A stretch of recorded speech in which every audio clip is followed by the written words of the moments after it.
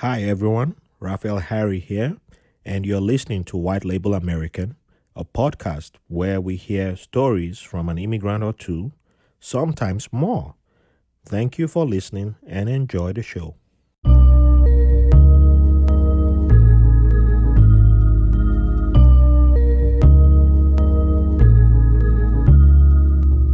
Welcome to another episode of White Label American. Thank you all for joining us today. Before we begin, I would like to give a shout out to my patrons. Thank you for your support. Thank you for being with me all this way. And we can't do this without you all. So we are about to hit 100 episodes. And yeah, appreciate each and every one of you who's been with me all this way. And if you haven't given a 5-star review on iTunes, Apple Podcasts, please do so. It helps us. And there's also going to be a surprise, which is, well, I can tell you the surprise, but I'll pick some of the best reviews and you get a t-shirt, And also there's, you can go and join our Patreon, become a supporter. We need more people.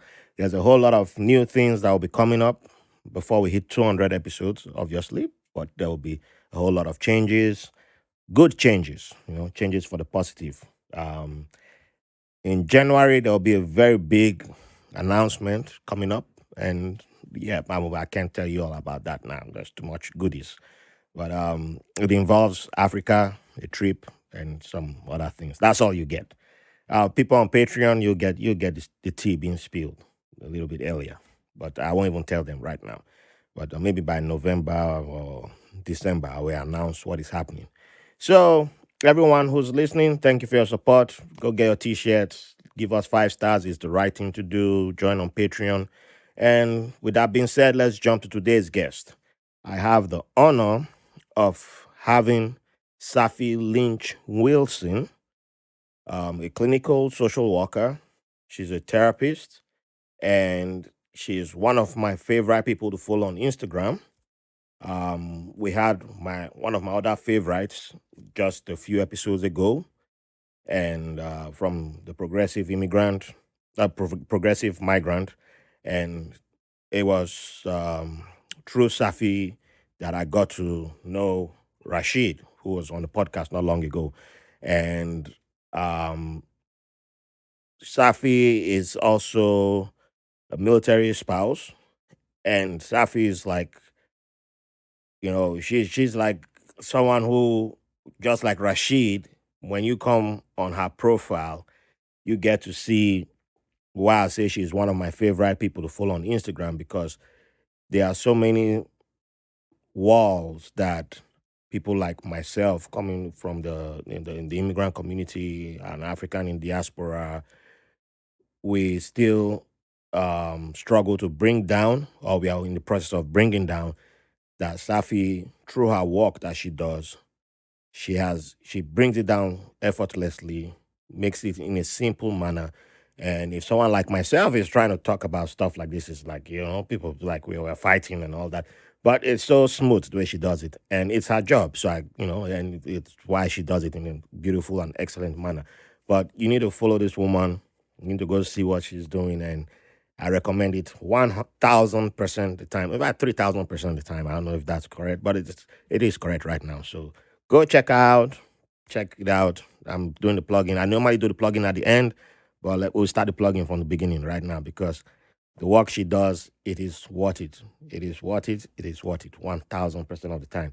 So welcome on the podcast. It's my honor to have you. How are you doing today? Thank you so much for that welcome. I am humbled, humbled, humbled. Thank you for having me. 1,000%. Wow. No, we can I'm go to looking. I'm sorry. 3,000% too. I'm a Marvel 3,000%. fan, so we have 3,000. Thank you. Hello, hello. Thank you for having me. And I just really appreciate the just your kind words. It really means a lot to me. Thank you. You deserve it. You deserve a lot more than that, but we are going to get to that through now when we dig into who you are, and how to save the rest of the goodies for Okay. when we get to know you and know more about you. So let's get to very beginning, let's go to your origins. We'll make this an Mhm. origin Mhm. episode. So, Okay. right from the very beginning, if someone sees your name, comes across your name, Safi Lynch, the average person wouldn't be like, oh, does she have African roots? Or, they don't think that way. It's just like some people see me and they're like, Raphael, as most people call me, Mhm. Raphael. And they're like, wait, you're African? You're Nigerian? So, but you also have roots to Africa. So, Sure. what's the meaning behind your name and what's the origins behind your names? So let me tell you a quick story about my name. My full name is actually Safiatu. Safiatu. Oh, Yeah. I, I, Mhm. I know that name. Yep.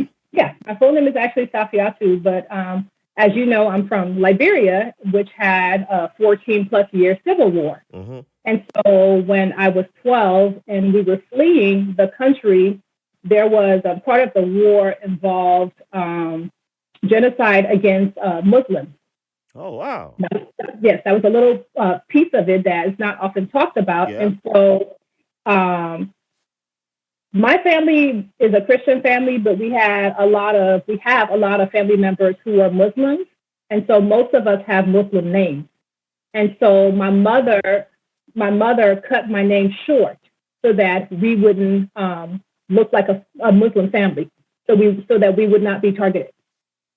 So that's how I became Safi legally on all these documents. But my birth name is Safiatu.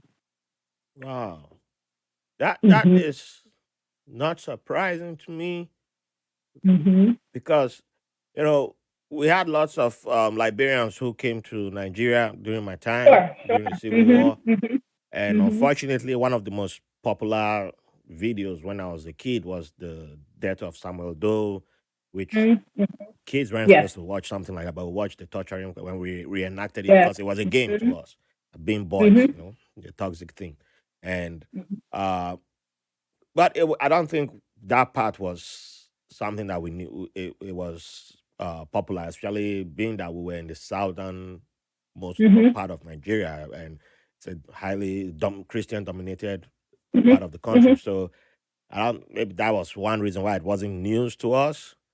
Mm-hmm. Mm-hmm. Or newsworthy for us to know Right. something like that. Yeah. It wasn't talked about much, and it's still not talked about much when people talk about that civil war, because the Muslim population is not the dominant Yes. population, Hmm. but but it's significant. Yeah.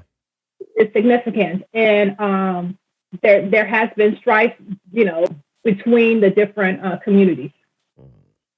and so that was something that was happening. But I think because of the greater terror, Hmm. I think that got minimized or just not talked about. But it was a real fear, because my name was shortened. My brother changed his name entirely. Like, he dropped an entire name and took my father's name, which is a Christian name. Wow. And that too is also something that's not a surprise to me because I'm also aware of Muslims in Nigeria who, for different reasons, had Mm-hmm. uh, like Christians, I mean, who had Muslim names. So Yeah, yeah. either they were converted or like either their community converted to Christianity, or Mm-hmm. so someone born into a Muslim family and then converted Mm-hmm. to Christianity. So but some still kept their Muslim names. Mm-hmm. So you see them and then they're like, oh, this person is a Muslim, is a Christian, but has a Muslim name. So in a way, it wasn't a surprise to me, especially when I lived in the western part of Nigeria. You started seeing something like that. Mm-hmm. It became like normal. So when you mentioned that you weren't Muslims, but you had Muslim names, I was like, yes, that's something, and it just brought that memory back to me. Mm-hmm. Like, yeah, I started remembering some people. Like even one of the largest churches in Nigeria right now, the CEO, as I call him, Mm-hmm. Mm-hmm. he is one of those too. Actually, Mm-hmm. two of the most popular um, Yeah. evangelicals in Nigeria right now.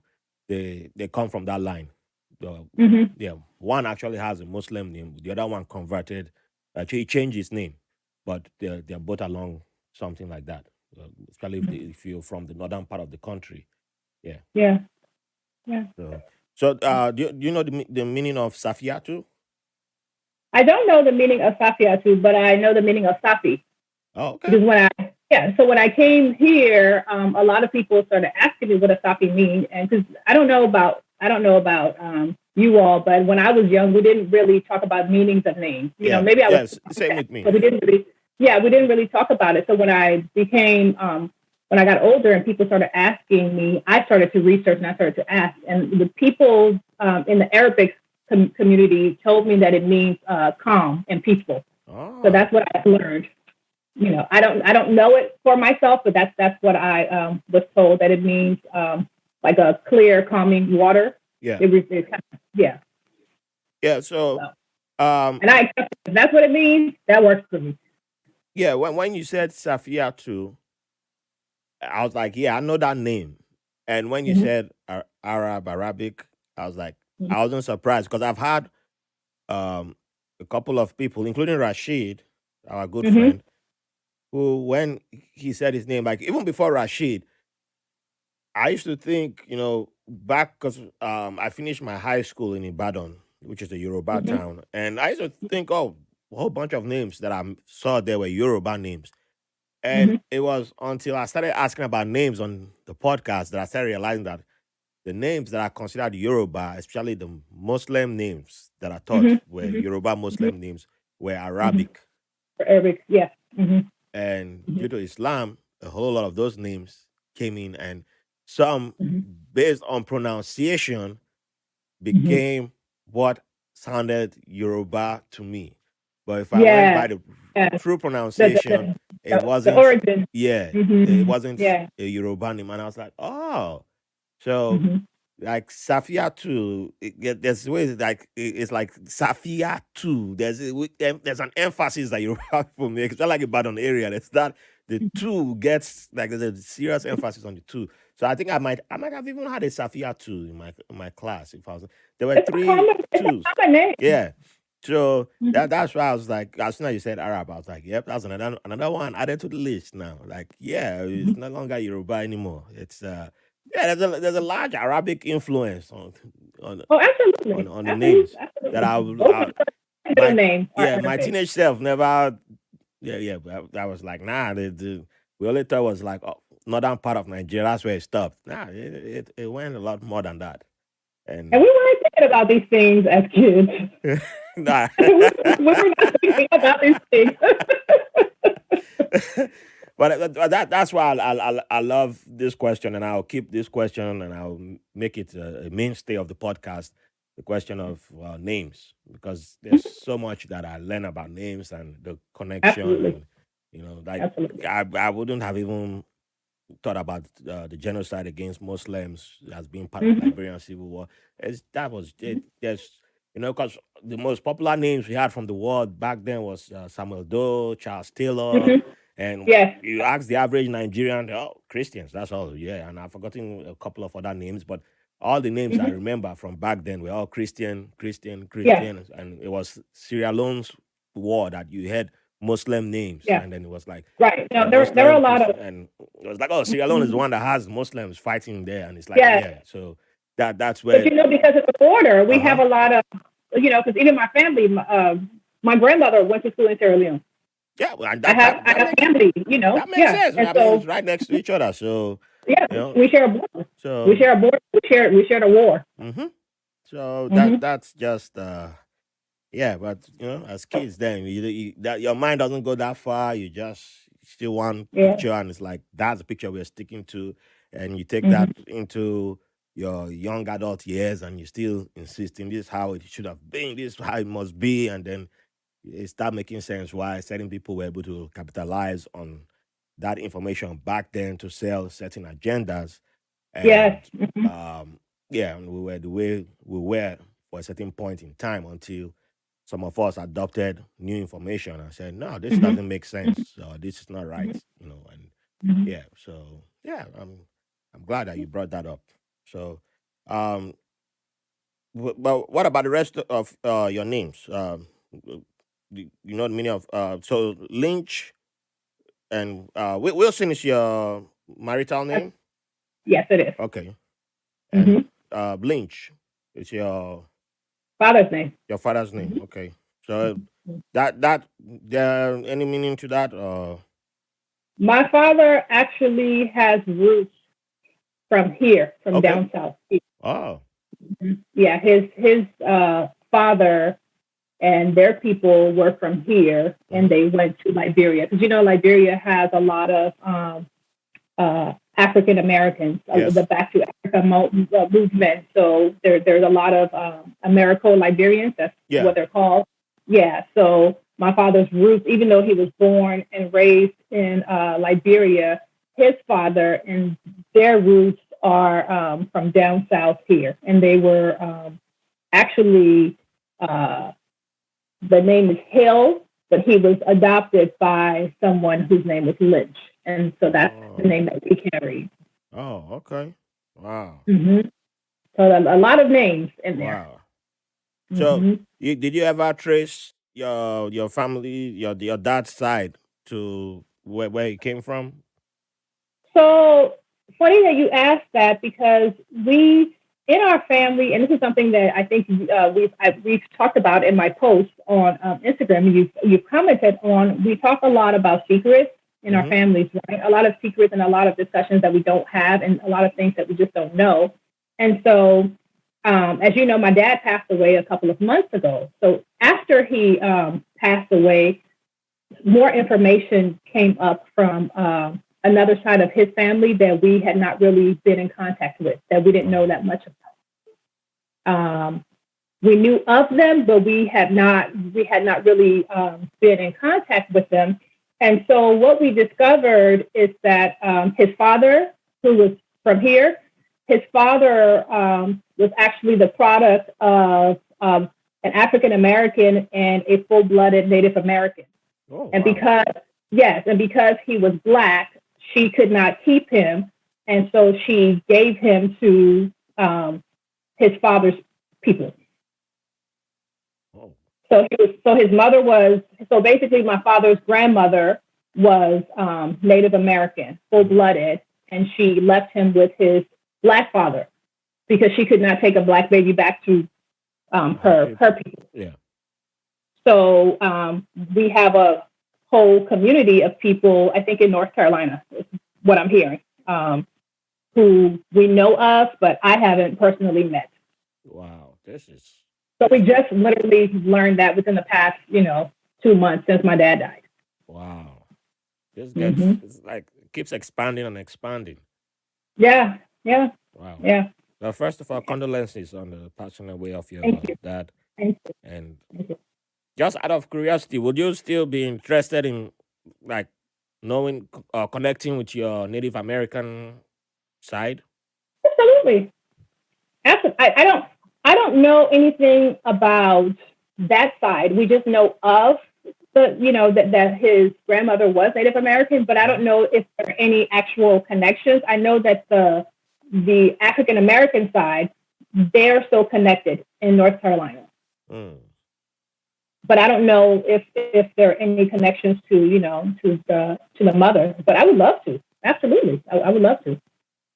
The fascinating thing is that on my way to the studio, I was listening to a podcast from the Brooklyn Library, Borrowed, and they were talking about um, Brooklyn and most of New York City being Lenape um, land, and the Lenape um, tribe has been.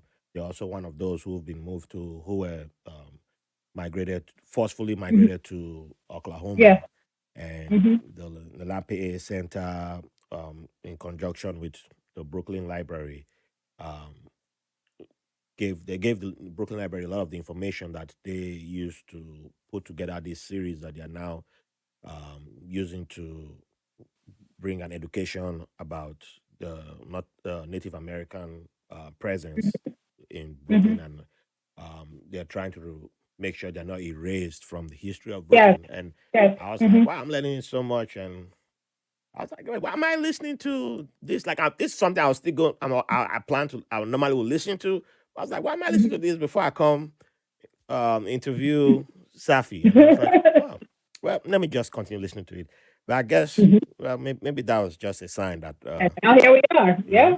maybe that was I just, learned something new. I didn't even know there was a community, there was a history of that in Brooklyn. So I just learned something new from you. yeah. So, yeah, everything works out. So, wow. Yeah. So, Yeah. But I would well, love to meet them if yeah. they were ever discovered. I would love to. Oh, yeah. So I guess you have to do the I guess in your future the what's it called, the DNA test. Yeah, the ancestry or the Yeah, the 23. ancestry. Yeah, Yeah. yeah. Mm-hmm. Mm-hmm. So I think that would be the best way for you to have that tracking. Or what's that show called? Where what's his name? That the older gentleman. I've always someone sent me his video. I'll probably remember after recording, where he's always revealing some celebrities, family tree. Oh, mm-hmm, Yeah, mm-hmm, I, mm-hmm. I I, know it. it's, Yeah, I think it's also yeah. based on the ancestry Mm-hmm, test too. mm-hmm. And yeah, Yeah. sometimes I'm like, yeah, I would like to do something like that about myself because also my family. There's so many secrets too. Exactly. Exactly. Like I would love to do it I just because don't. you just never know. I just don't get it. I just don't get it when it comes to the secrets. Like, And that the secret is I think that the secrecy is driven by shame and embarrassment. Like this, because everybody wants their family to be normal, whatever normal looks like. So mhm. anything that seems a little different is embarrassing, and people try to hide it. Yeah, So like I I think get that, that's part of it. but the funny thing is that every time I found out stuff, and I'm like, wow, this happened. This one did this one did that, and I'm like, okay, I know, but I don't know if I think it made me lose even more respect for the person when I had to go find out by myself. Yeah, And it's like because I know how they use that person or whoever I found out stuff about yeah, in secret. Is like they use that person as the pedestal or yes, yeah, like this is yeah. who you. Why can't you be like this? Why can't you be like? And then you go find out this person was a monster to kids or Mhm, to mhm, his their mhm. spouse and all that. And I'm like, Yeah. so you were just because the person got straight A's in school. That was Mhm. it. That's all life was. Okay, well, I guess I don't want to be like that then. And it Right. made me go Yeah. the opposite route, because I guess I was rebelling without even realizing I was doing that. Mhm. And then they're like, "Oh, Mhm. you don't want to be like this." I'm like, "Well, maybe, and I don't know who else is doing that to in the family, but Right. but we can't communicate right now because it's like I'm a black sheep, so I've pulled myself out. Mhm. So I'm Yeah, like, but you find it's out that it's not the person helping. wasn't someone to look up to in the first place. Yeah, Yeah. because I Yeah. remember one time my first nephew was talking to me, and I told him about his grandmother, his maternal grandmother having. I was like, yeah, she used to party. Yeah, she once wore mini skirts. She had an afro. It was like, oh, yeah, it's like, oh, what? I don't believe that. I'm like, you in the same house with our photos. You in the same house with, like, what do you people talk about? And he's like, oh, we go to church and we this. And I'm like, okay, so what else do you guys talk about after that? I don't know. That like she loves to dance. You can't tell from all the dancing. Like she can't walk around right now. She's a walker, but you can tell why she's always like this. Music is bubbling. This music is hot. But you are not playing active music. I don't like this type of. Why do you think she's like that? You think it was That's from where it church? came from. You think it was from church that came out? Like no, there's a reason why people used to call her the life of the party. And it's like, oh, I'm like, it had nothing to do with alcohol. She gave up alcohol when she was Right. 50. But yeah, it's But she lived a life before she became your yeah, grandmother. She had a yeah. life. I'm like, Uh-huh. even your Yeah. mother, did you know your mother won a beauty pageant? He's like, what? I'm like, oh, yeah, you're not gonna get the whole history from me. Go ask your mother. Your mother hasn't. Yeah, you think your mother is a hardcore evangelist? Cool. Go ask your mother all these questions, and he's like, I don't know if I should. And I'm like, well, okay, when you're ready, one day you figure it out. But there's a reason why your mother and myself we can't talk anymore, and all these things. Right. But I don't want you to hate your mom or that kind of thing. Mhm. But you Mhm. don't have to be like where I am with your mom. But Why are you hiding all this from your own child? You just talk to your child. Let them know you're yeah. human. They just need to know that you're a human being. They don't need to think that you're Right. some. There's nothing wrong with those things. There's nothing wrong with those things that you described. Yeah, you're right. Nah. You're right. But anyway, let's come back to you. So, Okay. you when did you leave Liberia? 1990, when I was 12. I Okay, just told my age, huh? okay. So you experienced the country a little bit, but Oh um, yeah. Oh yeah. it wasn't just all about fighting and war while you were there, right? No, not at all. Okay, so you'll be able No. to give a good answer about this question. And this question might not even be tied. It might not have been only while you were in Liberia. So, what, what will you consider your favorite childhood memory, or where do you consider that from? You know, there are so many of them. It's hard to just pick one. Oh, that's why this There, question there, there. exists. Yeah, there's so many. So two of them You come can to give more mind than one. Don't immediately. worry. Okay, two come to mind Mm-hmm. immediately. So my dad's sister was a midwife, and she had a shop, like a grocery store on her property. Okay. And so we loved to visit her because we would raid the shop. It was the best thing. We loved to visit her, and she spoiled us rotten. And so I have Yeah. memories of us just like basically just shopping, walking up and down the aisle, taking whatever, and my dad chasing us like, "You gotta run her broke, leave her stuff alone." And she's like, "Leave them alone, it's fine." And so those are just happy memories of just looking forward to Sundays and looking forward to those visits so that we could just eat whatever. And, because she sold some things that we didn't always have in our, like every day at home. Yeah. So we look forward to going there and just raiding her shop and just playing. So that's one memory I have. And the other memory that I have is there was a hotel that was called Hotel Africa that was brand new, that was built there, and it had a pool in the shape of the map of Africa. Oh, wow. So it was, for us, it was like the place to be, and we didn't get to go there because, it was a hotel, and we lived there, so that's not anywhere that we would go on a regular basis, but we looked forward to it, like whenever anybody was going, we try to see if we could go there so that you could swim in the pool that was the shape of Africa, and that was just that was just something that we had never seen, and we just loved, going there. So those are two memories, that pop up. But there's so many.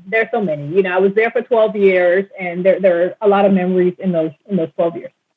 A lot of good So memories. when right now, have you ever been to an African store or even shopping online, and have you seen anything? Have you come across anything from your auntie's store that took you Yes. back to brought those memories, like, took you back to your childhood? Oh, absolutely. Jacob's crackers. Jacob's crackers. Maybe if I see Jacob's it, that crackers. sounds familiar though. It might maybe if I see it, Jacob's crackers. let me write that down. And the milk, the powdered milk, the Nido. Nido. Nido was your favorite? Mhm. Mhm. Mhm. I think it was peak milk and carnation.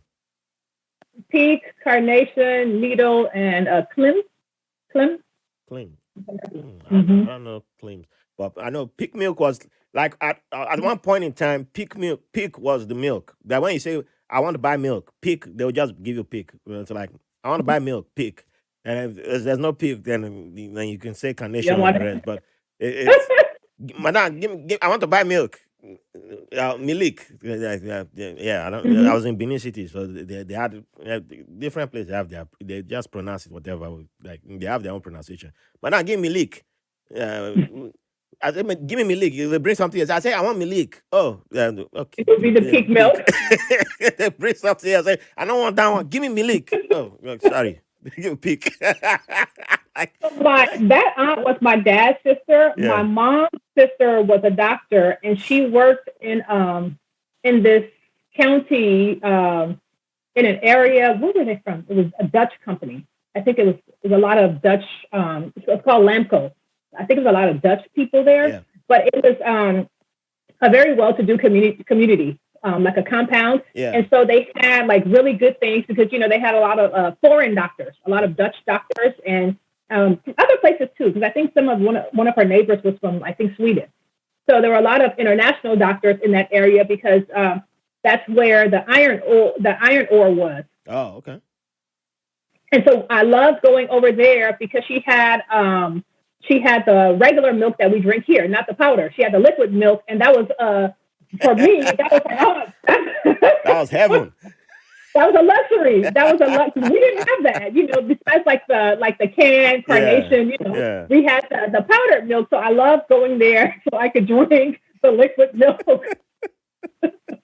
Like the little things that bring you joy when you're young. Yeah. Yeah. But the little things brought us joy. Hmm.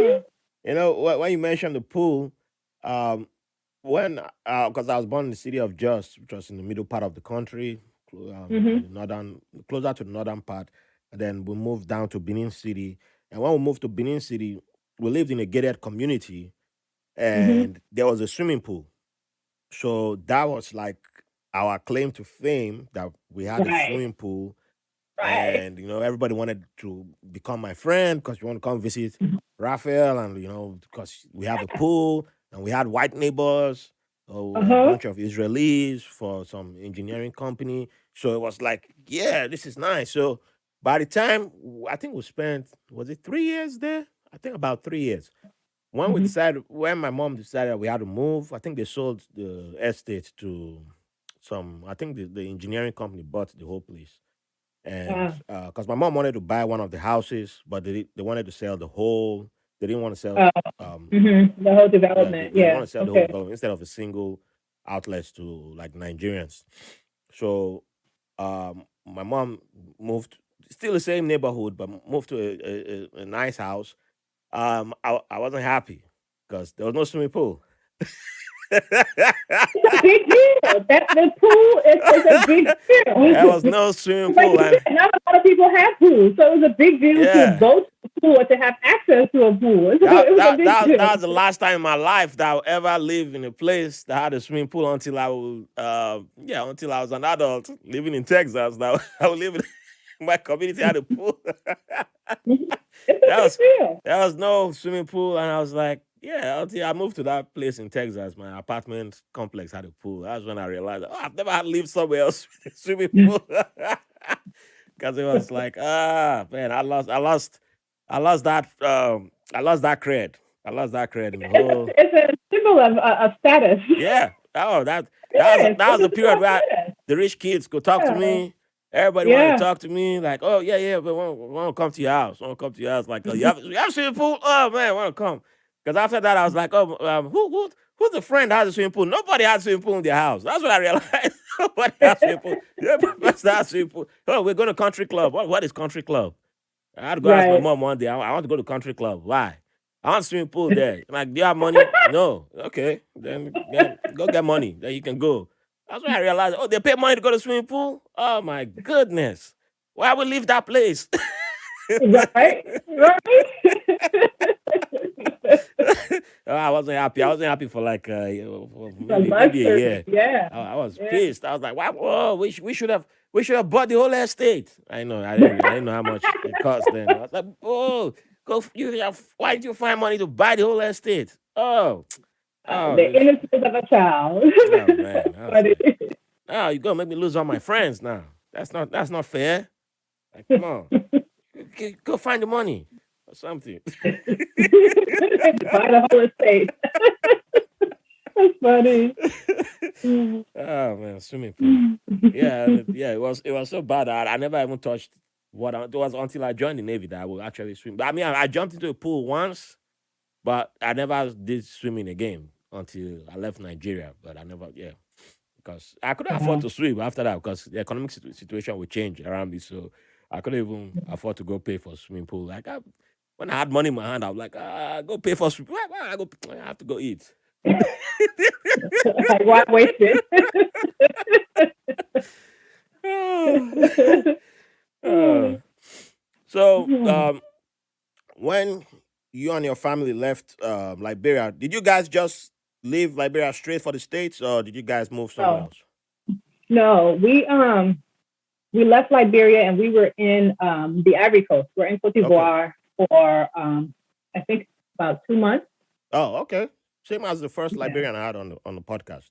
Um, Yeah, yeah. we were in Cote d'Ivoire for about 2 months, trying to get all our papers and everything, Mm-hmm. together because, when the war started, we left our house and we went to our my grandma's house. Okay.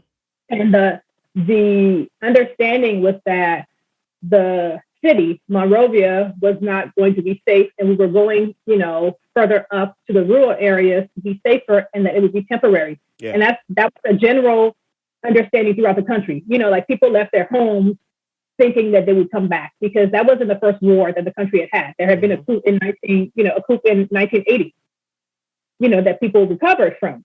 And so no one thought that it was going to be that bad. No one thought it was going to be that long term. So we didn't leave with a lot of stuff. Mm. And so we spent a lot of time in Cote d'Ivoire, like she said, my mom did, trying to just get things together to get us out and to formulate a new plan, when it was clear that things were escalating and that this was, a different type of war. Wow. So Yeah. when you guys were in Cote d'Ivoire, were you in Abidjan or were you by the border We're town? in, we're in the border town in Danane. Okay, Ganale. Wow. Mm-hmm. Yeah, Wow. we were in Danane. Yeah. Yeah, because it's temporary. We were always, like at that point, we were just trying to get out of the country. My mom was just trying to get us to safety. Okay. Okay. Mm-hmm. Yeah. So my previous guest, so she was one of my earlier guests. Well, Mm-hmm. earlier during the pandemic, when the pandemic just started, and I think when I switched to virtual recordings, Mm-hmm. she's in New York now. I have to hit her up too. Lewanel. Um, she was also born in Monrovia.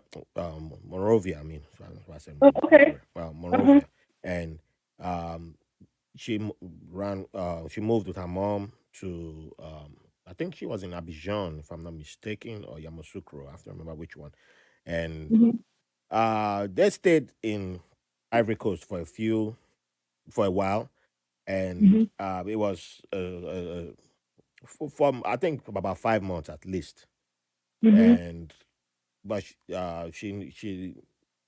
she noticed they weren't treated fairly. And from Ivory Coast, they moved to Ghana, and then from Ghana Yeah. to the States. Yeah. And even in Ghana, her mom should have gotten a job. I think that's when they decided to move to the States because her mom should have gotten a job, and they like, no, we're not giving you because you're Liberian, kind of thing. And I remember stuff like that happening in Nigeria, Oh and yeah. we were quite okay with it because we're Mhm. like, you guys coming here, you should be okay. We allowed you even come, and it was Yeah. language that Yeah. we used Yeah. publicly, like even on the radio, stuff Mm-hmm. like that, and there were like debates sometimes, and I was like, wow. Mm-hmm. Now I look back and I'm like, wow, there was stuff that we were saying publicly Yeah. Yeah. It was then, bad. and we were like, Mm-hmm. yeah, why are we feeding them good food?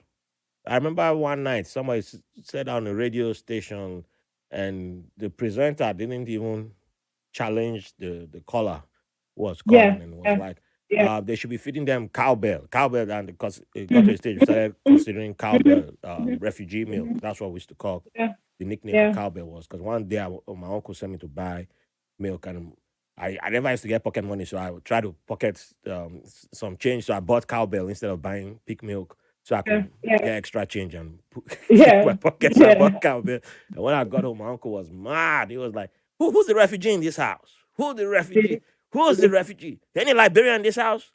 Oh, Who's the see? Liberian that you Wow. bought this for? Who do you buy this for? I said, Mm-hmm. go return it back and bring my money. I was like, well go to now I'm stuttering there, like, but that was like one of the memories that, yeah, I Yeah, had I from back then. remember when we got there, because it was a long, long ride. Hmm. When we got to um, the Ivory Coast, the first hotel that we went to, again, keep in mind that we left our homes temporarily. It was supposed to be temporarily. Yeah.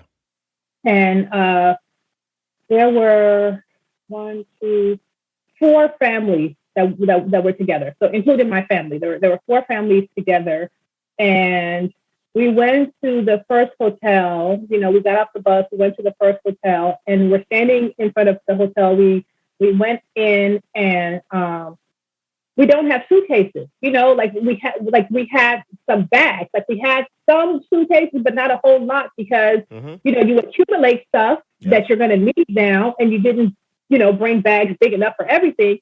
And they just looked at us, and we weren't dirty or anything. You know, like we were refugees. We looked, poor. We didn't, and we had money. Every family had enough money for us to stay there. We didn't look, dirty or anything. We had been traveling, so we might have been, rumples or whatever, but we had a bunch of plastic bags, and we were refugees, and it was clear that we were refugees from Liberia, and the first hotel turned us away. Even though we had money. Yeah, that's even though we had money. stories The like first that. hotel, they didn't want us there. The optics wasn't, it wasn't good. They didn't want their guests to, be in a hotel with refugees. So the first hotel turned us away. Yeah, I'm even aware of people taking money from refugees and then kicking them out. Yeah, Yeah, yeah. that was another one, and the security agents were like, "Well, it's your loss." Kind of like, yeah, you should have. Well, why do you want to stay in a hotel? Or like, you go stay in the refugee housing, like which was usually a primary school that they allocated. But remember, Kind at of the thing. time that we left, because we left right when the war Yeah, well, you guys started, left weren't pretty early. any, Yeah, so yeah, not there weren't any nothing had been settlements. allocated yet. Yeah, there Hmm. weren't any settlements and things. Like the war was still going on. It had not. People still hadn't realized like how bad it was going to be. So there were Hmm. no settlements. There weren't anything, and anything set up. Oh. And so they took a look at us, and even though, I remember, my 12-year-old mind, I remember my mom having the money, and I remember like the adults going in and then them coming out and us leaving. And, we just had this day long, bus ride to get there. And we're looking like, where are we going? Like, uh, why are we going away? Why are we not going inside? Yeah. And, just the embarrassment, the shame, and the look of defeat, Mm. the look of defeat that, they have to go find, because there were no men with us. It was all women. It was all mothers. None of, because all the men stayed to protect their property. Wow. So how long? Wait. So did you so like for your dad, did he join you guys before you guys eventually He left? stayed. He stayed the entire time. Wow. So He stayed. when did he leave eventually? He never did. He came to visit. He never did. Wow. He stayed He stayed the entire throughout. time. Yeah, Wow. even when we were settled, even when the war was over, like he would, like he would make trips over here. He was back and forth, but he never, like that was always his home base. He never left. Wow. He survived the whole thing. He survived the whole thing. He did. He survived. And I will tell you about. I'll tell you about one of the things that just really resonated with me when we went out there for his homegoing. He said to us, he had been saying to us throughout the years, you have to be very careful of how you treat people in the community. Like you are never better than anybody. Because our house was known to be like a community house. Like everybody was always in our house. We had like a big basketball court. Like we have so many people who have come and lived in the house. And that's something that he always said. And as a testament to his character, we left that house. We left that house, and when he returned, they had robbed, they had looted everything in the house, which is fine. But the neighbors made sure that house was not destroyed. The Mm. neighbors made sure that house was not destroyed. The neighbors brought some of our belongings to him. Like the neighbors Wow. made sure to say, don't touch this house. Wow. Like even some of the people, who were out there doing the looting, like they knew, like this house, you don't touch it. That and nothing was destroyed. Like I said, yeah, it was looted. It's Yeah. a war, it's fine, but nothing. That the house was intact. And even when we went to bury him, the community had like banners and had all these things like around the house. Like he remained true to who he was throughout. He remained true to just being a people person, and it just shows like throughout the whole war, 14 years of war.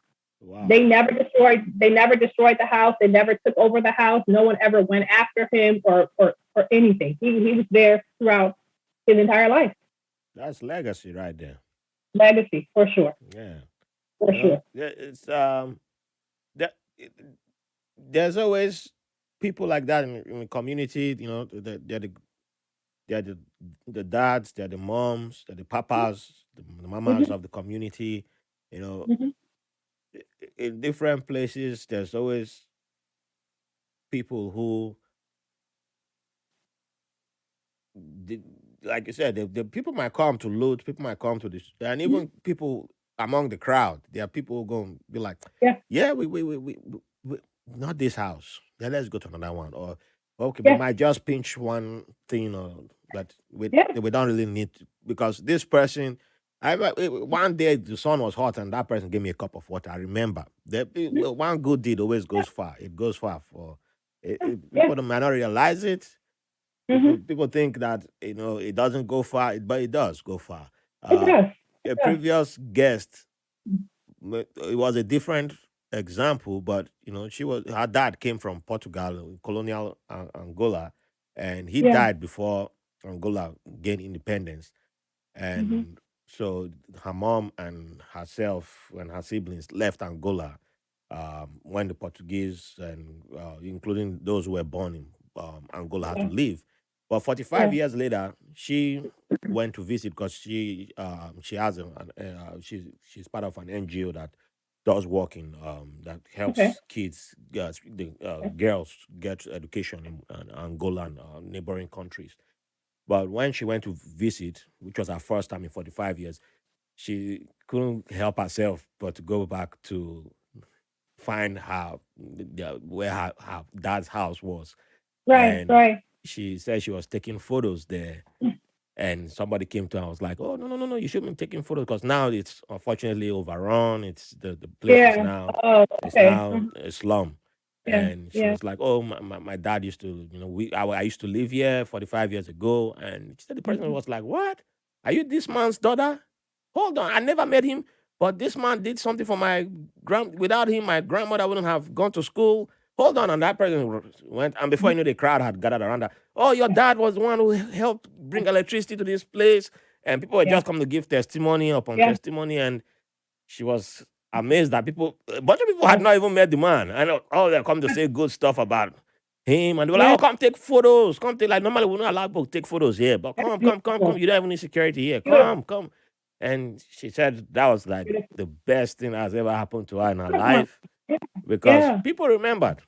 The name They lived, do. the name is alive. The name is They do. alive. The name will always live on, and You know, nothing can replace that, you know. my brother moved back home, I think like 11 years ago. And um, when he would go for job interviews and he mentioned my dad's name, like it would make a difference. Yeah.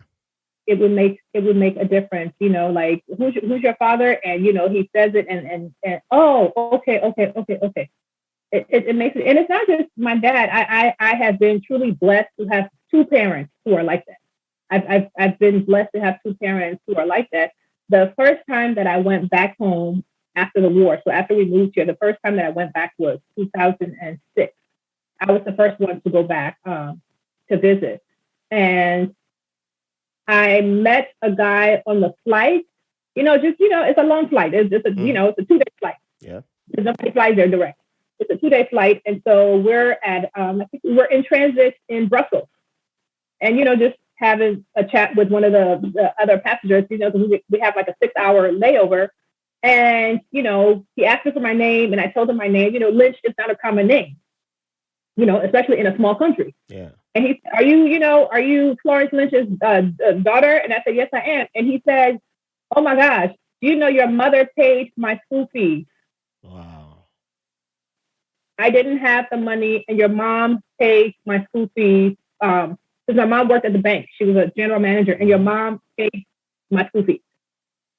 And he remembered her. And so when I came back and I told my mom, she didn't even remember it. So that's just, who she is. That's She how didn't it even is. remember. She had no idea what I was talking about. And that's not the first time that has happened. Like Mhm. I've had multiple incidents where I say my name and somebody says, "Oh, your mom did this," and my mom is like she was an educator. My grandmother was an educator, so when it came to school, she was paying school fees. Yeah. So I get a lot of that. Or your mom paid my And tuition. I know people like that. They're not writing down the people who do it out of their heart. They're Yeah, not writing down yeah, the names. Like I did it yeah. today. I did this. No, they don't. Mm-hmm. They don't. They want to see the kids do better than Yeah, it's for the good of the community. So, but it's always beautiful when it is. you It see is, and that. I think it's a great example. Yeah. For me, like I would like to leave a legacy. Like I could never be anything like them, but if I can do anything close to it, I can go happily. Mm-hmm. If, Yeah. if I can do anything close to Wow. it. Yeah. So, uh, before we jump into you fully being in America, Mhm. we're going to take a quick break. And Okay. um, when we come back, we shall talk about your arrival in the United States. And then we'll talk about what you do. And then there will be some fun questions at the very end. Hi, everyone. Your host, Raphael Harry here. I can't believe we've gone past our 1 year anniversary of doing White Label American. I've had the privilege of speaking with some amazing people, sharing their modern day immigrant stories. And you've allowed this Nigerian immigrant to share parts of his immigrant journey through this podcast. Also, one of my goals of this podcast is breaking down artificial walls that keep people from getting to understand each other. Based on your wonderful feedback over the last year, I think we have done a decent job in breaking down some of those walls. We would like to continue and expand on this mission, but we need your help. I've had an amazing time creating and producing episodes for this show largely on my own. We have a lot of ideas for new and exciting content to expand upon the mission, but we need direct support from you, our listener, which is why we have created a White Label American Patreon page where you can make a one-time donation or become a sustaining contributor where you can get access to exclusive content, help me interview upcoming guests by submitting questions, and even have the chance to sit down with me for a one-on-one conversation, either virtually or in studio. So if this podcast means something to you, and if you really love this show, think about becoming a sustaining contributor and donating by going to patreon.com/white label American POD. Thanks for listening and for the privilege of your company. Okay, so welcome back and thank you for staying with us. Alrighty, let's continue. So, when you flew into United States, do you remember the airline that you took? I don't. Okay. I was trying to see if you took the unofficial airline of the podcast, which I'm trying to get to come sponsor me, because it's like half of the guests, for some reason, just ended up on KLM, and we all have different experiences. But myself and Rashid refused to eat on our airline. There's a funny story about that. It's I don't. mine was pure ignorance. Don't yeah, mine was just pure ignorance. There's a sad story about the guy who back in the days when of colonialism, when you took when you got scholarships and you were going to study in the UK and you jumped on a Yeah, ship yeah, yeah. to Uh-huh. London. So Mister in Yoruba it's called a Fico, Mister Know It All, jumped on Mhm. his boat to London and or wherever I was going to in the UK, and was like, oh, I only have enough money. My family gave me enough money for school to survive for the semester. So I'm not going to spend one dime. I have to just survive on drinking water on this boat. And hides in the cabin throughout and only goes to use the restroom and whatnot. And by the time the ship arrives in at the port in the UK, the captain pulls him aside, like, "Hey man, but you okay? Was nothing to your satisfaction? We never saw you. You know, you refused to come eat." Like Hmm. he's like, "Oh, okay. Well, there's nobody here, so I can tell you, man to man. You know, I didn't have money for food, so I just tried to, I just went on a forced fasting." Yeah. And the Yeah. captain is like, "But you already paid for the food. Right. But Right. anyway, you're already here now. It's too late, so you may leave." And he's like, "What? You mean I paid? It was part of your ticket." So he's like, "What?" So we used to use that to laugh a lot. Like, no, man, that can never happen. You know, that was just back in the days and we're laughing.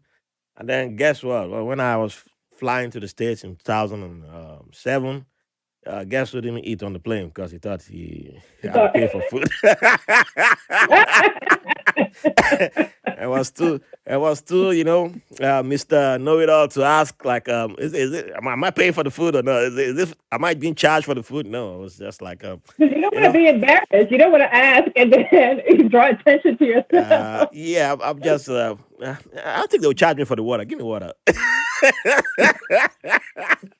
And that's a long flight to Yeah, only have we water. flew to Amsterdam. I had $3, which my non-favorite aunt had given me. So I took my $3. I went and yeah, found whatever I could buy at Amsterdam, and then managed to make it to the United States, holding my stomach. Ugh, I'm gonna die. As soon as I arrived in the United States, get me food. My mom was wondering why this guy is so hungry. Did you eat on the plane? I'm not gonna tell this woman anything. You know, I was still also very sexist too. So like, man, woman, go get me food. Then, after I've eaten, man, that's 7 hours straight to Amsterdam, 7 hours from Amsterdam here. Wow. Finally, these people try to kill me. And then, like, I'm now hearing people talk about flying. Oh, that food was good on the plane. How much did they charge you for the food? They didn't charge you? Oh, why? Didn't you eat on the plane? Oh yeah, I ate. I'm not gonna say anything. And Not going to tell the story. 2021, I was finally confident enough to okay, now I can admit I didn't eat. Okay. I just I don't remember what airline, but I know that I do have a preference for the airline that I travel with now when I go there, and I know Okay. which one I prefer not to travel on. I'm very I'm very clear on that. Very clear on that. Was there a I'm bad around it. experience with the? Okay. Yeah, there's some racist Yeah. uh Oh yeah. Yeah. racist tendencies for a particular airline, and it's consistent. Yeah. And I just I hear that a lot when it comes to airlines going to Africa Mhm. cities and yes, especially like the sub-Saharan cities, it tends to yeah, be a yeah, regular it's a thing. really horrible treatment. Very, very Mm-hmm. horrible treatment. So I went with a different airline when we went some months ago. We went with Air France, and they were just awesome. Wow. They I've never flown were Air awesome. France. I mean, it's a totally different experience. It was just awesome. Oh, It was awesome. all Just right. very professional, like genuinely friendly, Okay. just clean, nice. It was just it was fine. I wouldn't change anything about it. It was fine. And that was I would both expect that ways. from them though, because Mhm. being with their history in Africa. So I mean, I would expect that from them. But just out of curiosity, was their crew diverse? Um, not so much. Okay. Not so much. But But they were excellent. okay, They were at excellent. least the service covered. So So yeah, and it was genuine. yeah. It was genuine, and it was consistent. So it wasn't like it was like a fluke. It was Mm-hmm. consistent when we were going, and it's that's multiple planes coming back, and Yeah. it was consistent throughout. All right. That's good. It was consistent. That's good Hmm. to know. So Yeah. when you arrived in the States, well, do you remember what time of the year it was? Yes, it was this time. It was November, and it was on the East Coast, so it was fall, and it was super cold, and We, the Africans, were in my 10 layers. We were in about 10 layers of clothing with the biggest coats that we could find. And yeah, it was November in Maryland. Wow. Yeah, Mm-hmm. Maryland also has a large Liberian community too. For sure. Yes. Yeah, Mm-hmm. yeah. Mm-hmm. Yeah, That's it was November in Maryland. I remember that yeah, vividly. It was freezing yeah. because we So, didn't come with appropriate, gear yeah, from same the with island. me too. Same with me. Yeah, I arrived November 1st, and same, yeah, typical me, typical dude.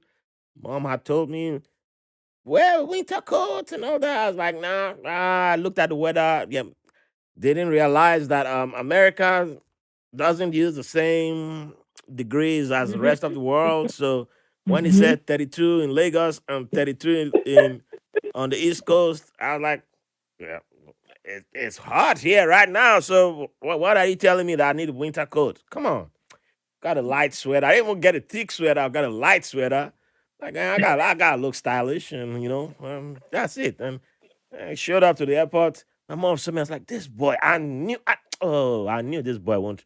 I knew he wouldn't listen. But guess what? I showed up with. I knew I followed my intuition, and I brought this big coat. I was like, this coat's Okay, ugly. lucky for you. This Lucky for I was you. like, She this coat knows is to do ugly. that. This ugly old people's outfit. Who's gonna wear this? So I walked past her, like, I got style, man. I want people to start knowing that this fresh boy is in town. All the women start noticing me. Yeah, that's what I said. And she was like, okay. And as soon as I walked right outside the airport, the first wind hit me. Oh, take me Give me the back. coat. Take me back. I want to stay this country. No, no. You put it, tell me it's like this. She's like, Yeah, that it's that like, shock. That shock to yeah, the system. yeah, just the first. It wasn't even winter. I was like, just the first wind hit me. I was like, no, no, no, no, no. You put it, tell me it's this cold. My mother's like, this Yeah, boy. that was a shock. We were, I expected it, but again, we weren't prepared. We Yeah. bundled up as best as we could, and then when we got here, going around Maryland, we were Uh, able to get the proper uh, gear. at But we least were that's the freezing. advantage of being younger. You still listened. Like knucklehead me, who was in his 20s. I Well, was. for me, I wasn't thinking about that stuff because it was my first time on a plane. Period. So That's I'm true. I'm in awe of that whole situation. And then your first time in America, Mm-hmm. right? And this place, because I have friends who used to come every year to visit, but I wasn't one of those people. My sisters, two of my sisters, my older sisters, were here already. Yeah. They had come for school, but Okay. I had never come. Okay. So for me, I'm in America. I'm on a plane. Like all these new things were happening. So it was just overwhelming. It was just overwhelming. All right, but I still say, yeah, being a guy, there's too many the stubbornness is just high. Like we just feel like, yeah, we can tough it out until it hits us, and Right. then And for a teenager, so that's uh, that's different also. and then you're like, oh my, oh yeah, yeah, yeah, oh my goodness, you were trying to kill me. Put the blame on somebody else. Yeah, Like, woman, you try to kill me? I just came to America. You going to? My mom is like, I told you, I warned you. Bring coat. You come and put on this coat. You don't even have health insurance. What is health insurance? You can't take me to hospital. Everything was just hitting me like pow, pow, pow. I'm like, I can't even leave the Okay, airport. try. You're just hitting me with everything. You don't even have health insurance. I'm like, Mm-hmm. what is this health insurance Mm-hmm. talking about? Like, oh Yeah. man. Okay, try. So, what else do you consider your first amongst your first cultural shocks with your arrival? um, School, Oh yeah. going to school, because I went to middle school. I had skipped a grade back Mm-hmm. home. I was younger than most of my peers. And so even though I was 12, I started the eighth grade. And the school year had already begun, right? Because this is November. Um, and I remember that Liberia is an English speaking country, right? Yeah, there are 13 plus, Yeah. languages, but the primary language is English. Mm-hmm. And I thought that I was speaking clear English. I opened my mouth and I spoke, and they looked at me, and I remember the girl looked at her friend. What she say? And I'm Wow. looking like, but I just spoke English. And that was a shock to me that I was speaking English and people could not understand me. Even though, and I thought I was speaking American English. Yeah, which is news to me. Right. And people, couldn't understand me. And I had to speak real slowly and really take the time to, pronounce and enunciate every word. Because I realized, because I didn't want to draw attention to myself, because what was happening was I would say something and people couldn't understand me. So then they'd ask somebody else, like, what did she say? And then, now I have people looking at me. And so that was a shock to me that I did not speak clearly enough, and also that people could look like me and we be different. Mm. Because the biggest challenge that I had were from African Americans. Yeah. It wasn't, it wasn't other people. And in fact, the kids back then who helped me and who were kinder to me for the most part were Middle Eastern, were the other foreigners. Wow. Right? Yeah. The other foreigners, even though they had been there for a long time, but it was them. I mean, eventually I found one. I made friends with an African American girl who was really, really sweet, and that was really helpful. But the initial shock was just the language and just looking like people, but being different from those people. Mm-hmm. And just, my 12-year-old mind trying to understand, like, how do I survive? How do I fit in here? How do I not be different? Yeah. Because I don't want to draw any attention to myself. And on top of all of that, this is school. I need to focus. I need to pass. Yeah. On top of all these social issues, I need to stay on top of the academic issues, and just that piece was the biggest shock to me. Just not being prepared for the differences. Just fascinating because I always felt that one of the reasons why we in Nigeria, like in my experience, most Nigerians who I knew that, including myself, why we used to hate on Liberians was that you all sounded American to us.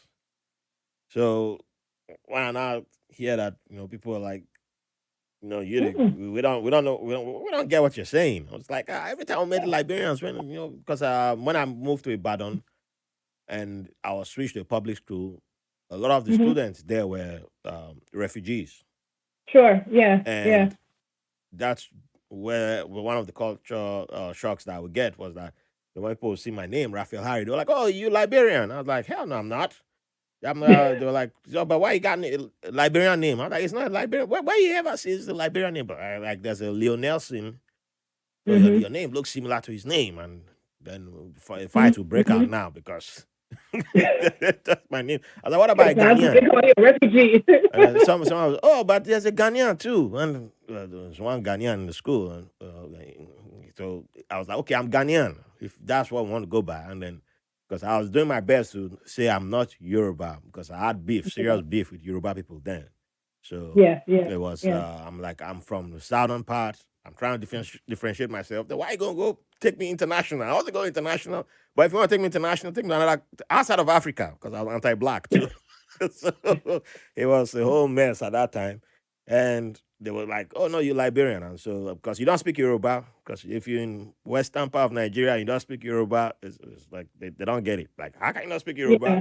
So it was a big Yeah. fight thing. But as soon as the first Liberian I met spoke, I was like, you from where? So I'm from Liberia. I'm like, why you speak like an American? Mm-hmm. Like, no, I'm from Liberia.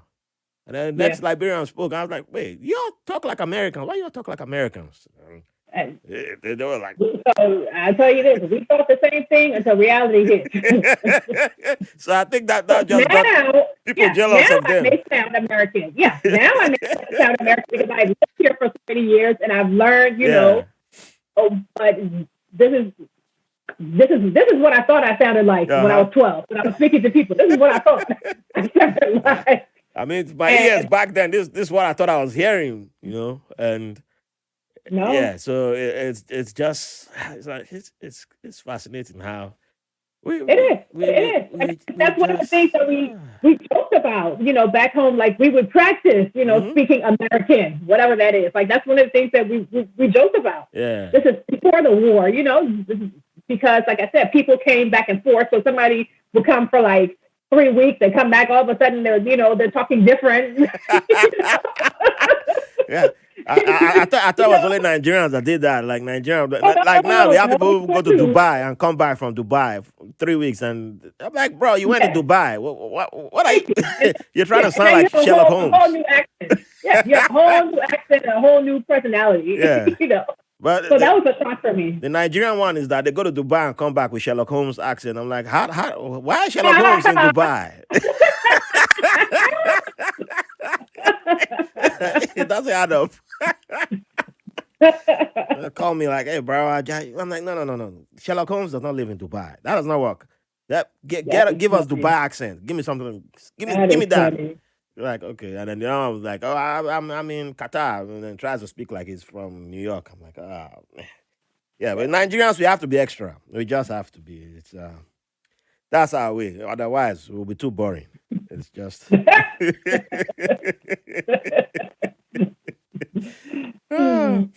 So I'll have to jump forward a little bit. When did you begin to know what you wanted to do? What like when did you begin to get that?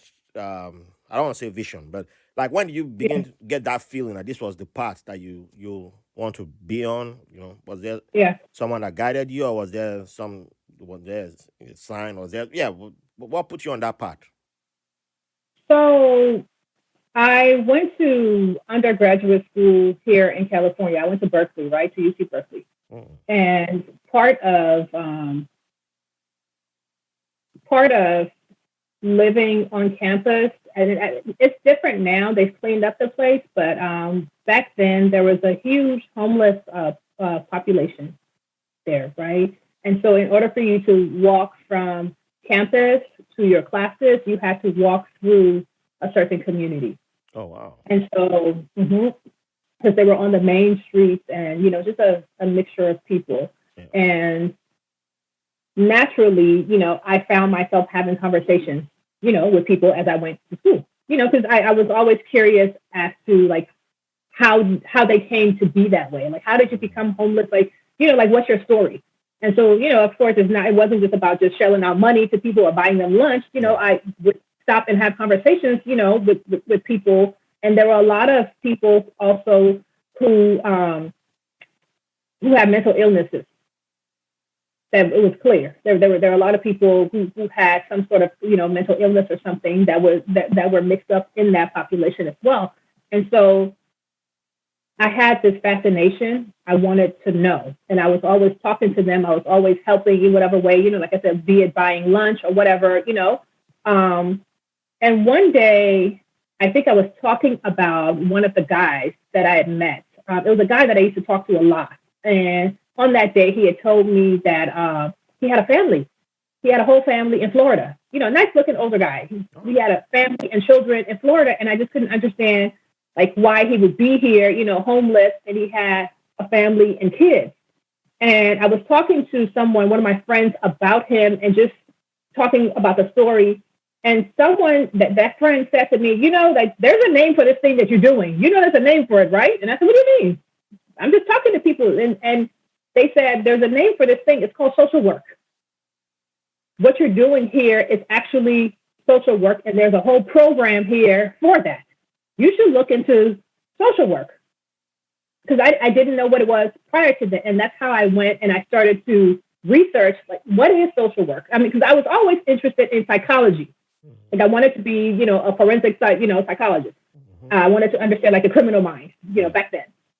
And so I didn't know what social work was. And so when that person said it to me, I started to research it further. I went to the department to ask, like, what is social work? What do you do?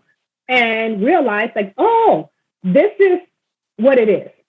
It's about helping people. It's about talking to people. It's about understanding people. It's about the psychology of how people, came to be. Like, this is actually a whole field. This is something that you can hone and learn. And that's how I sort of, went down that path. But I was doing it without recognizing that I was doing it, Mhm. already, Wow.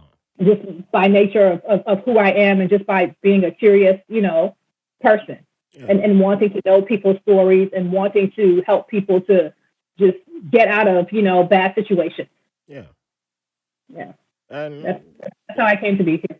that that's amazing. And it's yeah, it's true. Like when we don't know, when we don't have um, a title or a name for something, sometimes we'll be doing it without Yeah, knowing what it yeah. is. Because yeah, yeah, back home, in Nigeria, I know in Ibadan I did that a lot. In Port Harcourt, not that much, which I moved to Port Harcourt from Ibadan. But but in every city that I lived in Nigeria, there was always we always call people mad, and Mm-hmm. those were a lot of them were homeless.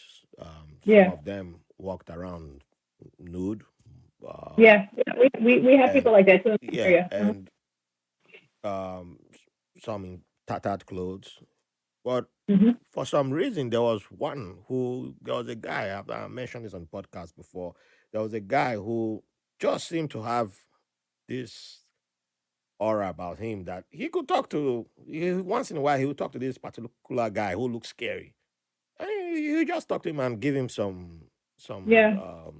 peanuts, and because there used to be these peanuts that they sold in a glass bottle, and Mm-hmm. we like, Mm-hmm. why are you giving him a bottle? Like he could, that's a weapon that you've given this guy. Now this guy gonna chase people, and you just I got spare change. I bought peanuts and I gave the guy, but we have Yeah. conversations, Yeah. Yeah. and he'll keep the guy company for like 5 to 10 minutes, and all right, see you, and he just Mm-hmm. walk by. I'm like, do you know him? Is he a family member? Like, no, Mm-hmm. but I just kept him company. Yeah. So one day I was coming from somewhere or going somewhere, and I ran into the guy. Like it was just at a sharp corner. And it's like I couldn't escape, and I saw the guy. So out of fear, I just said hi, and hello. He said hello like a normal person. So I said, how are you? I said, I'm good. And he just said, how are you too? Mm-hmm. Uh, Mm-hmm. that was just began a conversation, but I never told anybody because I don't know. I just felt Yeah. weird, like, oh, that's chatted with him. But after that day, it's like every time I saw him, I kind of always said Yeah. hi, hello, and it wasn't like there was the fear wasn't there anymore. Yeah. You It- realize he's human, yeah, it humanized and him. yeah. It humanized Yeah. him. And Yeah. I had an uncle who he was suffering something. Unfortunately, family, the older people in the house didn't. They only took. I remember one time they took him to the hospital, a psych hospital, and he was there for some time. And then Mm-hmm. he was infamous for always having some wild stories, including Mm-hmm. which includes some of Ghana's history, which one of my uncles is tied to. So it was like there's some truth, there's not some truth there. We don't know. But one day he Mm-hmm. told one of my friends the stories, and that friend never, I don't know if that boy ever recovered from that, but he always had those stories, and some of them were just ridiculous, some of them were wild. And Mm-hmm. later on, when I was staying with my sister and he had to come stay with us, my sister thought the best cure for him was to go drop him off at some church where he claimed as soon as my sister left, they chained him up and started trying to deliver him of the madness. I'm saying that in quote. And he had to trick them into agreeing, thinking that he was okay. After they Mm-hmm. didn't feed him for 3 days, they beat him up. He kept being flogged, and after the third day, and he had started saying what they wanted to hear, that's when they took the chains off and he escaped. And my sister was mad with him that he ran, like she said, he made it up because he ran away from the church. And then I was hardcore religious, so I was like, "Oh, you should go back, Jesus." I'm like, "Go back, Jesus will heal you," and all that. Nobody wanted to listen to him that he well, for what he was saying about the torture and all that kind of stuff. Yeah. Yeah. And Yeah. because the thing was, we didn't see the humanity in him. We're like, you should have, you know, go back Yeah. there. You're being tortured. Go back to where they're torturing you. So in the Yeah, end, yeah, he found a way to sneak himself back to Ghana. And at one time, I thought he was dead, but apparently, I heard he's alive in some village in Ghana. But he mhm. doesn't. There's only one person in the family that he trusts, and that person is late. Now, she was the only person who didn't care about religion and said, Yeah, "Yeah." yeah, So yeah. he's like, "Yeah, you can't bring me because if I come near any one of you, the first thing you guys do is try and take me to one Mhm. religious house where they torture It me." traumatized me. Yeah, Yeah, so the it trauma is traumatized me. still Yeah, with him. yeah. And now I look back, I'm like, yes, I get it. I get it because there were lots of people like that in the country on roaming the streets, and we just call Mm-hmm. them mad, but nobody takes the time to go talk to them and find out The interesting what the thing when I issue was is. young, Hmm. we had a couple of those people, and one of them actually went to school with my mom. Wow. And that lady's mom's house was behind our school. And there was a story. And so she would always pop up on our campus. Like we were terrified of her Hmm. because she was Yeah, known to slap, because she was known to slap people. we had someone like that too. Right. And we had to wait outside for our rides to come. Hmm. And so she was notorious for just like popping up in the middle of a little girls group and just popping you. And so and she stayed in that area because her mom's house was behind the school, and she had burned it down. And I remember my mom talking about how she was her classmate, and I was even back then I was always curious about how did she go from being your classmate to this person. Mm. I was always asking, Yeah. even my brain, I was always asking, like, what happened to her? What happened to her? Why is she like this? It's, because clearly she wasn't born like this. Yep. All friends, you went to school together. How did she become this person? And the answer was always the same: witchcraft, witchcraft, Yeah. witchcraft. Yeah. Yeah. You know what I mean? Witchcraft, witchcraft. And Uh, so that's what I believe to be true when I was, younger. And as I grew older, as I became an adult, as I, started studying more of this field, I realized the disservice that we did to these people and that we are still doing in some of our communities to these true. people where they That's very don't true. get the help, we traumatize them, and we turn it into something, we villainize people who need help. Because that's what it is. If you say it's witchcraft, then they're the villain and they're these people who need to be flogged or tortured or locked away and they don't get the help. That's And true. that's why I do what I do because, that doesn't sit well with me. Yeah. It doesn't sit well with me that That's that true. we do that to people. Something happened to her. Yeah. Something happened to her that made her that way. Something happened. I don't know what that thing is, but something happened. That's You know. true. You're right. We villainize people who need help because Mhm. there's so many of Mhm. them, and the more I hear you talk, and I hear people like yourself and Rashid talk, and it brings back memories, and I'm like, wow, there's yeah, and I look at people like my uncle Mhm. and all the other people I came across. I'm like, yes, I begin to see the humanity, and it makes so Yeah. much sense. And I'm like, yeah, these people that's why if I make mistake of calling somebody mad, it's one of those words that I literally try to take back immediately Yeah. because Yeah. Yeah. we use that word in such a wrong way. It Yeah. was because Yeah. it was just for villainizing people. It was because Yeah. there was nobody wanted to do the hard work of finding out what led to the trauma.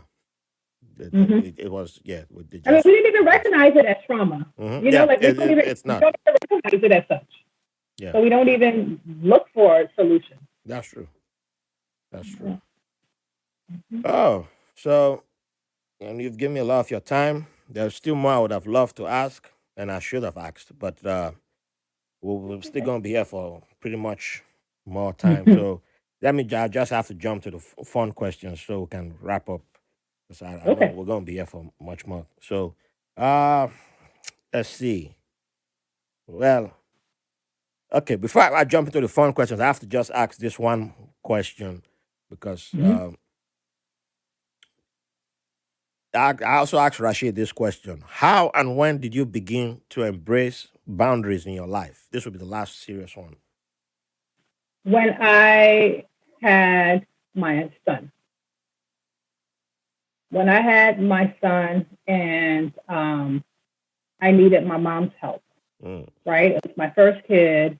I was a new mom and I needed my mom's help. And we were just clashing. We were just clashing left and right. And I was just like, this is just like, we can't keep doing this. We can't keep doing this. And she came to help me in my house, you know, and I love her and her intentions were good, but we're just different people. Mm. We're different people. We're from a different generation. We do things differently. And I was, I was suffering emotionally. Yeah.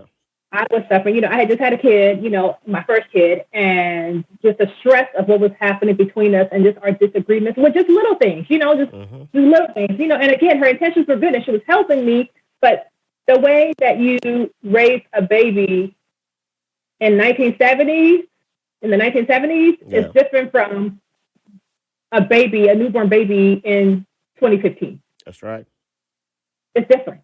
And that doesn't mean that either way is wrong, right? Mm-hmm. The way you did it in 1970 wasn't wrong. The way we do it in 2015 is not wrong. They can be both be correct, even though they're different. That's right. And my mom had a hard time accepting that, which is something that, you know, we struggle with that generation. They know one thing one way, and that's the only way. Period. Yeah. Everything else is wrong, right? There are no other options, and it was just causing me too much distress. And so I had to just start putting boundaries in place. Mm. I had to start because it was affecting me. It was affecting my marriage. It was affecting just everything, and it was affecting my relationship with my mother. And I did not want that relationship to suffer. Mm. So I had to learn how to create and to maintain boundaries so that we could all be okay. That's when it became personal for me. And this is not just something that you hear. This is something that I have to figure this out because this Yeah. is not going in the right direction, and I don't like the direction it's going in. Mm. Yeah, All so right. And that's yeah, a shift for me. I relate to that too, because yeah, but with the moment we knew we were going to have our daughter, well, then we didn't know what gender she was going to be, what sex she was going to be. Um, Hmm. yeah, there were too many people who were like, some people still, some people were like, they cut us off because of that. Because some were like, oh, you got to do a gender reveal party. I said, no. Well, if my missus wants one, okay. But for me, Yeah, I'm decision. okay with it. I don't need that in my life. Hmm. I'm okay. Hmm. I know I'm having a child, and Yeah, I welcome it's the their child. decision. I love the It's child. okay. That's it. And okay, Hmm. but you don't want to know. If it's a girl, you got to buy a gun. I'm like, so, no, I don't need to buy a gun. But thank you for your concern. And I mean, if you want to pay for the school fees, I'll accept cash and a check and Love whatever. it. Yeah, and Love it. but Yeah. if it's a boy, you got to keep the girls away. I'm like, my son can be gay. I don't know. Can be bi. I don't know. I don't Love know. it. But Love it. there's a Yeah. couple Love of it. years away for all that to happen. There's a lot of things that happened before that. So I don't know why you're concerned about Hmm. who my child be having sex with. Um, but there's a lot of things to be concerned about. So can you Yeah. think about something else? Yeah, yeah, oh, that was nowhere. But I'm like, just so Good I for you. think it started Good for happening just you. naturally before I even knew Yeah. I was setting Mhm. boundaries. Because when I started seeing people putting pressure on my woman, I was like, okay, yeah, well, yeah, you all need to let this woman rest Yeah. and Leave her alone. leave her Hmm. alone. Good If for you have you. anything, come to me. And if I don't like it, I say go back, bye. Then Mhm. if it hurts you, if you feel hurt by that, then maybe you need to check why you feel hurt by that. Because someone's Mhm. having a Mhm. baby. It's Exactly. the baby It's hasn't not even about come you. out. The baby hasn't even come out. You're picking a fight. Why are you trying to pick a fight? It didn't make sense to me. So yeah, so a few people refuse to talk to me because of that, That's okay. and I'm like, yeah, That's that's fine. I don't feel bad about it. okay. She That's just okay. turned 3, so she's living her Yeah. life, and we're good. I saw her in one of your lives. Yeah, I oh saw yeah, her. The she's cutie. thank you. She's always trying to hijack all my anytime making content. That's why I have to be in the studio. I have to Hey, go drop I her my enjoyed her. grandparents. She did hijack it, but I enjoyed her. Yeah, she's the cutest person in the house. And Too. she'll take over hosting of this very soon. She'll take over. I'm here for it. Love you. Ah, So we can have you here without finding out a few things.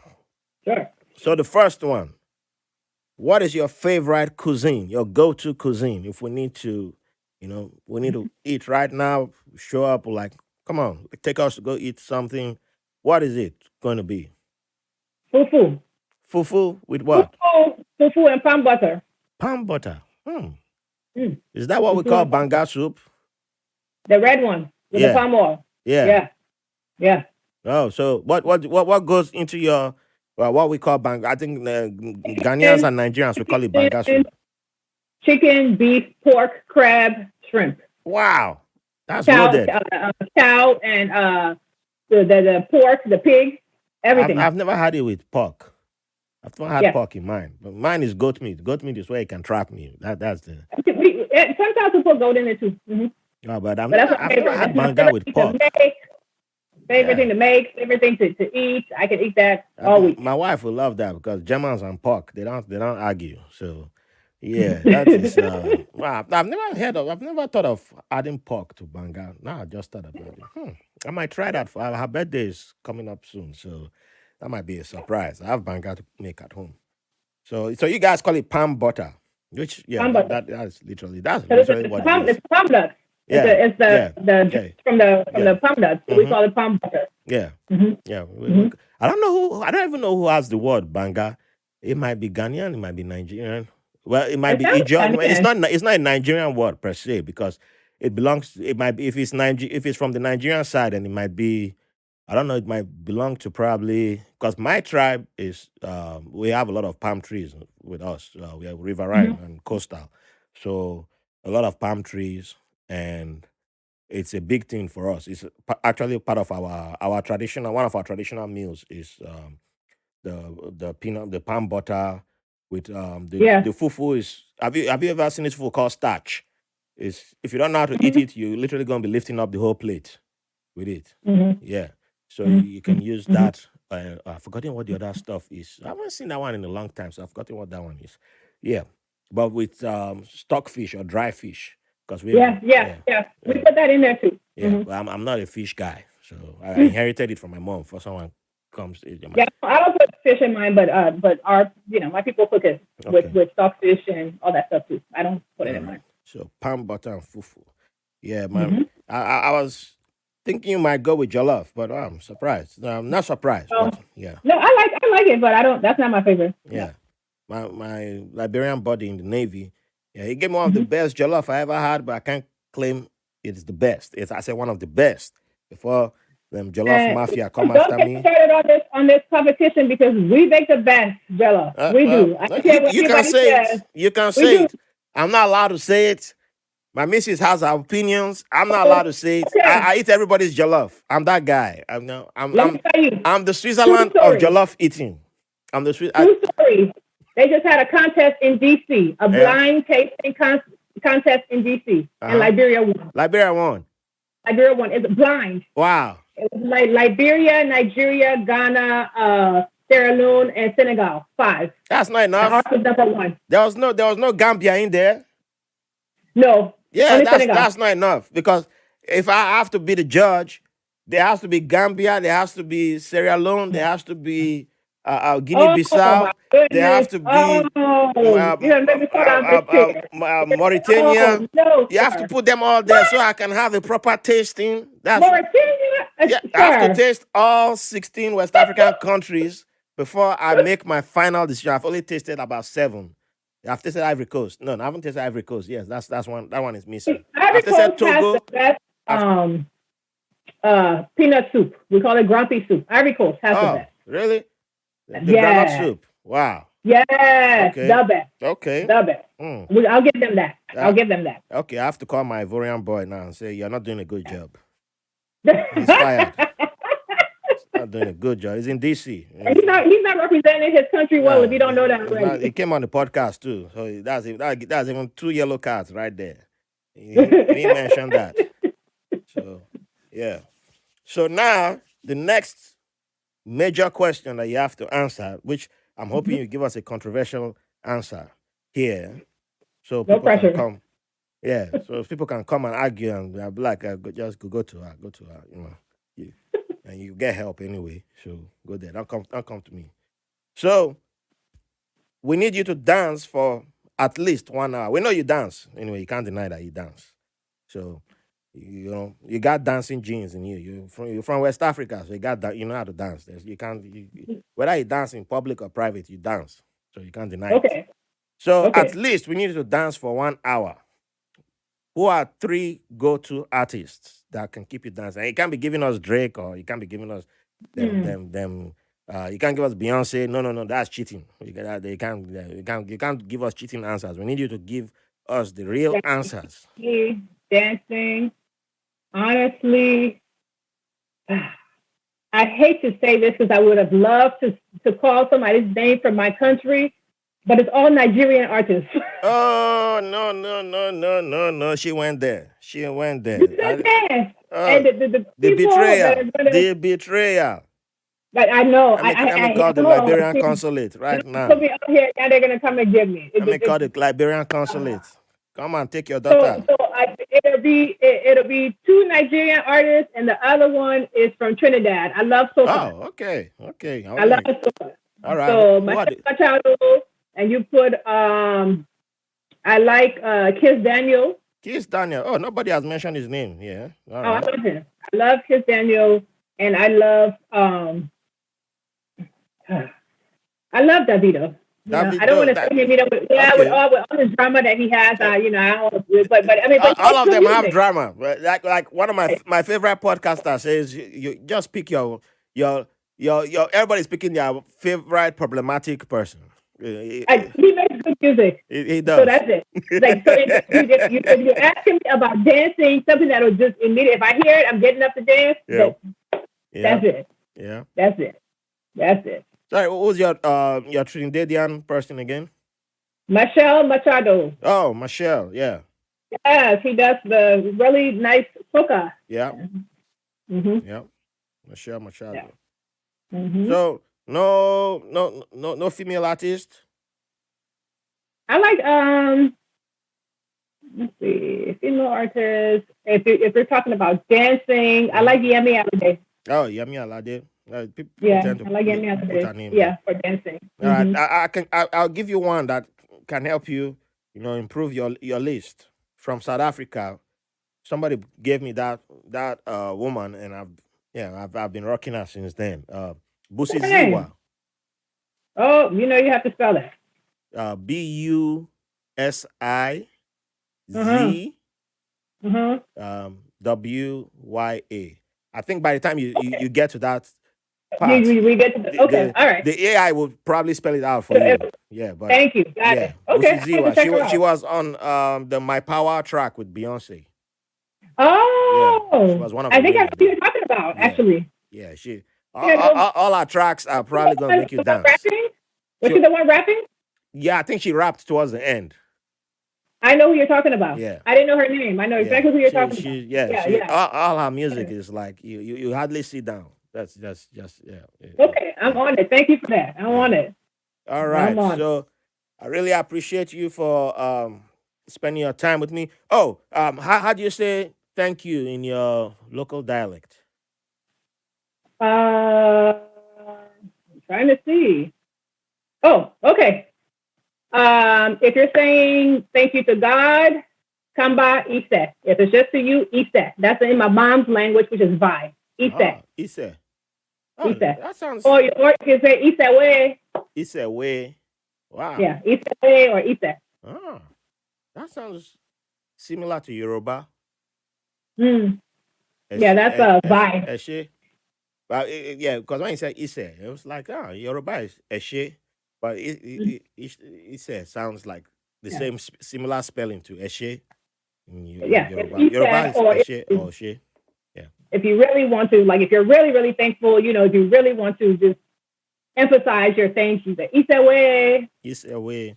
Okay. Mm-hmm. So Ise way for Mm-hmm. spending your time with me and giving us a lot of awesomeness. And for the final question, what would you like to leave the audience with? Um, it's your freestyle moment, and Okay. Not well. If you want to give us it, I don't think it's a lyric from Davido that we'll do here, but it's up to you. Well, okay. So first of all, I want to say thank you so much for this invite and for having this platform, because I think that it's so important for us to have some of these conversations. And there are so many podcasts out there, and it's nice to listen to one, to be a part of one that has a good message, that has a meaning, that actually has an impact. So thank you for this platform. Thank you for inviting me, and kudos and congratulations. Shout out to you for your 100th episode. I didn't even realize there was that many. Congratulations to you for doing that.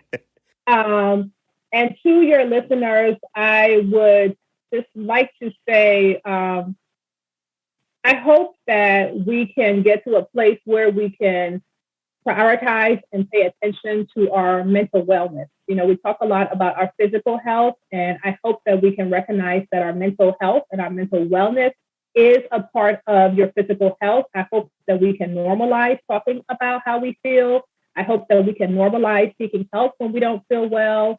And I hope that we can normalize self-care and doing things for ourselves to just be okay, especially as we try to come out of this pandemic, especially as we deal with just trying times, around the world. I hope that we can all just get to a place where we recognize that it's important to take care of ourselves, which includes our minds. And again, thank you for inviting me here and for giving me this platform to speak about, what I'm passionate about. Thank you. Hey, my pleasure. Everything is. I can't say thank you enough for accepting the invite to come here. And if people want to find you, people want to reach out to you, where's the best place to find you, and where can they reach out? I hang out the most on Instagram, so at Safi Lynch Therapy is the best place to find me. I do respond to DM messages, so if you want to shoot me a message in there, I will respond. However, just be mindful that I don't provide therapy in my DM box. All right, and I'll be adding the links in the show notes, and I'll be tagging all that on the social media, so you can easily find Safi Lynch Therapy and connect easily. She's a great person to have and a great connection to make. So, yes, Esewe, that's it correctly? Esewe. And yes, I look forward to having you again on the podcast down the line. And we'll most definitely catch up in the future, see where life takes us. And there will be palm butters and fufu with all the goodies inside. And yes, so much goodies to come. So thank you all for listening, and thank you for the privilege of your company. See you later. Thanks for listening to White Label American. If you enjoyed the show, we'll appreciate if you rate, review, and subscribe to the podcast wherever you get your podcast from. If you have any questions, comments, or have someone who will be a good guest on the show, or you want to be on the show, send us a message at whitelabelamerican@gmail.com. And make sure to follow us on Facebook and Instagram at White Label American. Thank you for your support.